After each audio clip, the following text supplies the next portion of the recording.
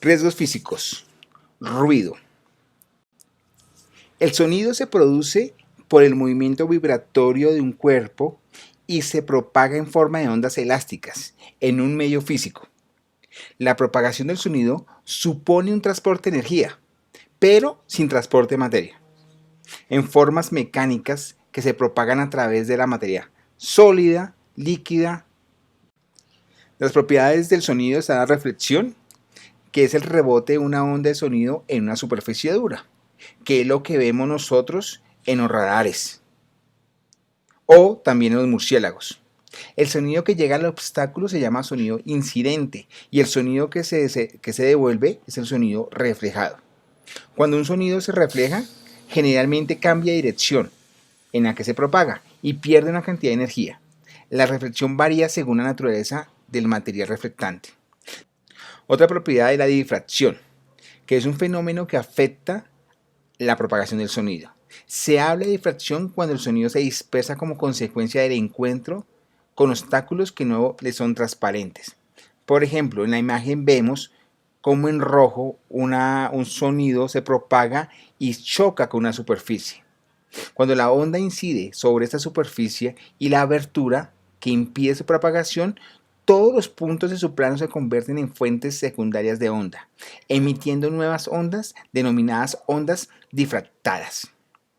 ¿Qué es el ruido? Entonces, el ruido es una perturbación desagradable que se propaga en un medio elástico percibido o no por el órgano auditivo. Es una forma de energía en el aire, vibraciones que entran al oído. Los efectos del ruido pueden depender de 3 factores. 1. Frecuencia. 2. Intensidad y la molestia. Pero decimos que el ruido es una sensación subjetiva. ¿Por qué? Puedo estar en una discoteca y en la discoteca los baffles y el sonido puede estar a más de 100 decibeles y puedo decir que para mí la música es agradable. Pero el vecino de esa discoteca que tiene un ruido o un sonido amortiguado por las paredes, por el espacio y demás, donde puede recibir 40 decibeles, puede decir que el sonido es insoportable. Intensidad acústica, que es la I, es la energía por unidad de área. ¿Qué tanto impacto tiene la onda en esa área? La intensidad acústica es la propiedad del sonido que hace que ese se oiga fuerte o débil. Se mide en vatios sobre metros cuadrados. La intensidad. Entonces, tenemos la ecuación de la intensidad, tenemos un P sub 0, que la P sub 0 es la mínima en la que yo puedo oír ese ruido, y tenemos una P efectiva, que esa P efectiva es la que me da la medición que yo haga. Si representamos una onda, entonces esta es de una herramienta, esta es de un taladro o martillo neumático que nos puede ser para nosotros como trabajadores molesto. Y podemos tener otra onda, esta vez producido por un pajarito, y nos puede dar una sensación de tranquilidad, de placer. Recordemos que la intensidad entonces es la presión, ¿cierto? Encontramos un ruido muy intenso, que puede ser el taladro, unos 95 decibeles, A, o un ruido poco intenso, que puede ser 50 decibeles. Entonces, esta intensidad representa una escala en la cual la onda sonora impacta el cuerpo del trabajador cuando es molesto y cuando no. Bajos niveles está tranquilo, altos no está tranquilo. La frecuencia, F, número de variaciones de presión de la onda sonora en un segundo. Se mide en hercios. La frecuencia impacta la medición como la evaluación médica. ¿Cómo las formas? ¿Cómo lo puedo controlar? Por EPPs o medios de ingeniería. Por ejemplo, el estruendo de un trueno lejano tiene una frecuencia baja, mientras que un silbido tiene una frecuencia alta. En la escala de la frecuencia podemos encontrar de los 20.000 Hz a los 20 Hz o 20 Hz a los 20.000 Hz. Y estas serían unas frecuencias audibles. Podemos tener unas categorías que pueden ser agudas, que puede ser de los 2000 Hz a los 20.000. Podemos tener unas medias en los 400 Hz y unas bajas de los 20 a los 200 Hz. Todas ellas, ¿sí?, audibles. Pero tenemos otras, por ejemplo, unos sonidos que emiten los delfines, que los podemos medir como o catalogar como ultrasonidos. Y unas que emiten los elefantes, que serían infrasonidos. La conversación normal está entre los 400 y los 2000 Hz. La voz humana puede tener un rango entre los 100 a los 8000 Hz. Y hagamos un ejemplo. Entonces tenemos la frecuencia de una sirena. Es esta, que es la representación de un sonido agudo de una alta frecuencia. O podemos tener la de un compresor que se comporta de una forma diferente. Y la representación de un sonido grave o baja frecuencia. Los niveles de presión acústica los encontramos entre los 140 decibeles a los 0 decibeles. Los 140 tenemos un umbral del dolor. En los 0 tenemos un umbral de la audición. Y los diferentes sonidos que emiten las personas, herramientas, los podemos catalogar en esos espacios.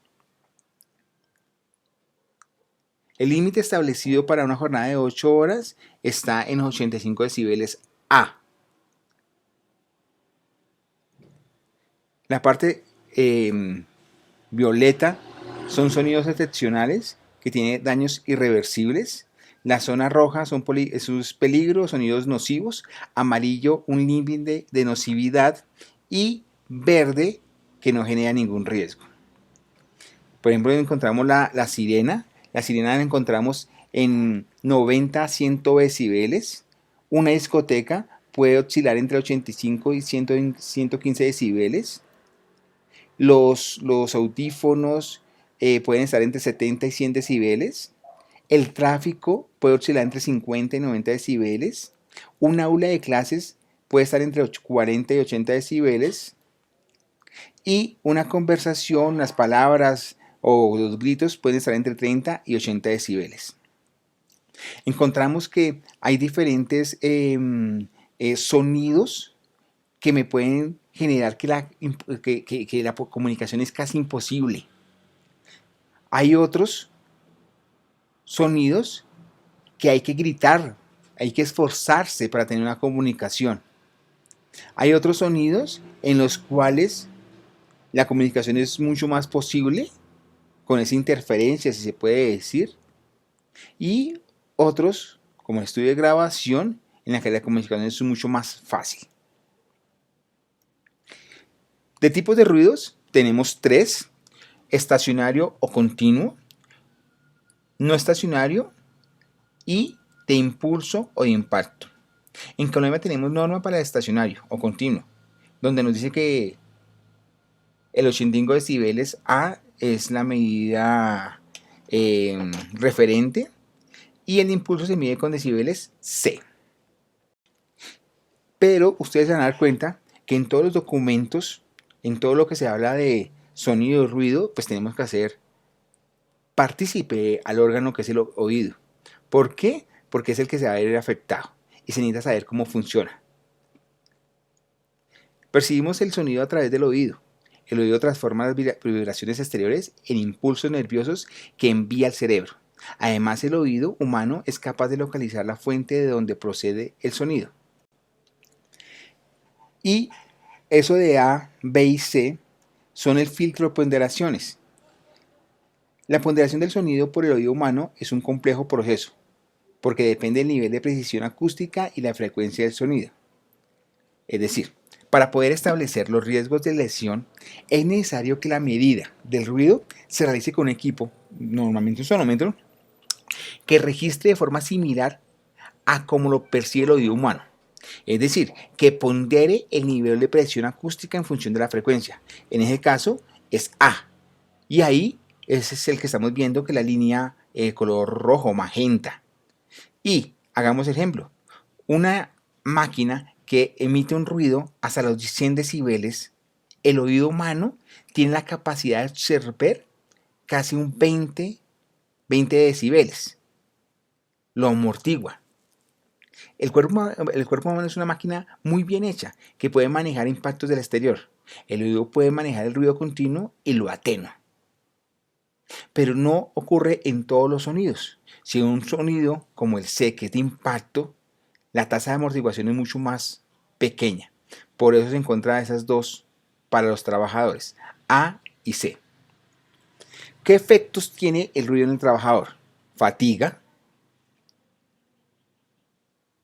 el enmascaramiento, que es que me camufle otros riesgos que tengo yo en la empresa, en el área, la hipocausa y la sordera profesional.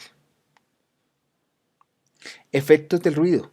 El ruido influye en el comportamiento de las personas, causando alteraciones fisiológicas y psicológicas, que se clasifican de la siguiente manera.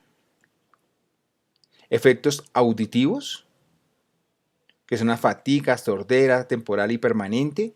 Efectos biológicos, trastornos sobre el sueño, estrés. Efectos sobre el comportamiento, efectos sobre el aprendizaje, psiquiátricos. Y efectos subjetivos, irritación, fatiga y falta de concentración. Tarde o temprano, todos perdemos la capacidad de audición. La pérdida de audición es una consecuencia natural del envejecimiento. La capacidad de audición empeora a partir de los 30 a 40 años y al alcanzar los 80 años, más de la mitad de las personas sufren una pérdida de audición significativa. Y a los trabajadores, ¿qué hacemos? Audiometrías, que es cuando el médico laboral hace unos test tanto en el oído derecho como izquierdo, ¿sí? Y lo compara con las escalas para mirar cómo estamos. Pero eso me obliga a mí como empresa a darle información al trabajador. ¿Qué información tengo que darle? Resultados de la evaluación y riesgos de comportamiento. Medidas de preventivas adoptadas. Uso de los protectores personales y no solamente el uso, sino por ejemplo en el oído de la limpieza que tienen que tener esto para no tener unas infecciones. Y resultados de los controles audiométricos que se le ha hecho a los trabajadores o al trabajador.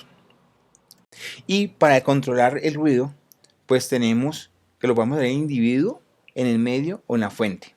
En el individuo, aislamiento, absorción o una nueva localización o traslado de la persona.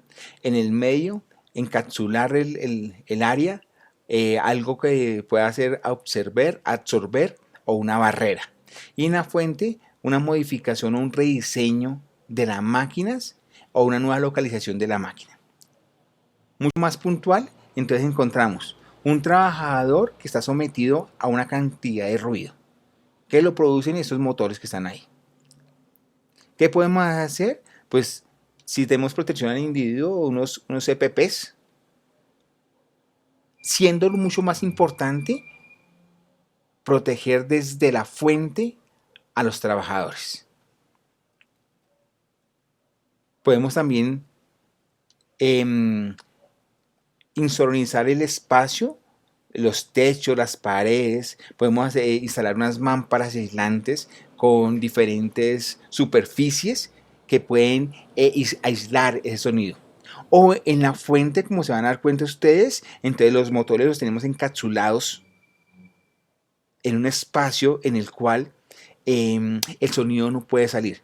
Ahora bien, si se dan cuenta del dibujo, el trabajador también tiene unos elementos de protección personal. Entonces yo puedo tener, una cosa no quita la otra.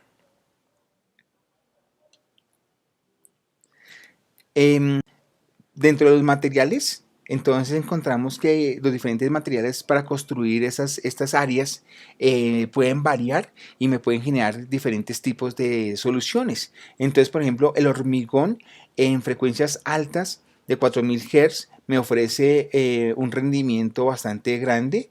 Asimismo, en frecuencias bajas no, pero el vidrio en frecuencias bajas me puede servir para esas actividades. Entonces, lo interesante de esto es tener un perfil del ruido para saber exactamente qué es lo que tenemos que trabajar.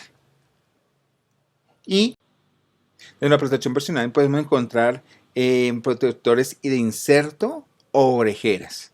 Más adelante pues miraremos con mucho más detalle. Y para terminar con la legislación, podemos tener la resolución 1792 de 1990 y la GATIZO, que es la Guía de Atención Integral basada en evidencia para la hipoacausia. pues para profundizar mucho más en el tema.